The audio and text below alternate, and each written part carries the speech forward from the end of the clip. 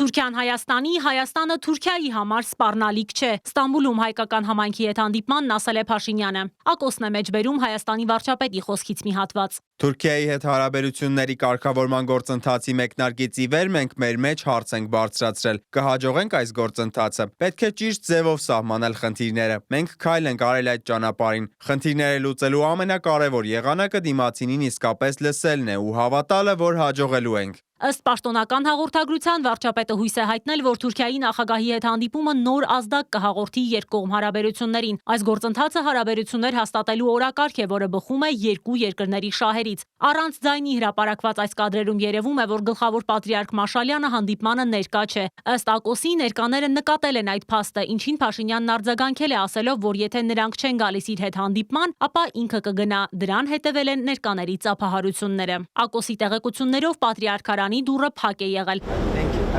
Բաց են եղել Ստամբուլի Կապույտ կամ Սուլթան Ահմեդ մզկիթի դռները, որը գտնվում է Սուրբ Սոֆիայի տաճարի դիմաց։ Սեղմել է իմամի ձեռքը, ծանոթացել մզկիթի պատմությանը։ Փաշինյանը նաև այցելել է Ստամբուլի Սուրբ Աստվածածի Նաթորանիստ Մայր եկեղեցի։ Հայ ճարտարապետներ Պալյանների կառուցած Դոլմաբահչե պալատում է Հայաստանի վարչապետին ընդունել Թուրքիայի նախագահը։ Ի դեպ օդանավակայանում Փաշինյանին ընդունել էին արտգործնախարարի տեղակալի մակարդակով։ Ինչպես գիտեք, Փաշինյանի այցից մեկ օր առաջ Էրդողանը ընդունել էր Ադրբեջանի նախագահին։ Ալիևի հետ ադրբեջանական թաղամաս բացել երկրաշարժից տուժած Քահրաման Մարաշում, լսել Հեյդար Ալիևի անվան դպրոցի երեխաների ոտանավորները։ Լիլիթ Մուրադյան, Reopen Media։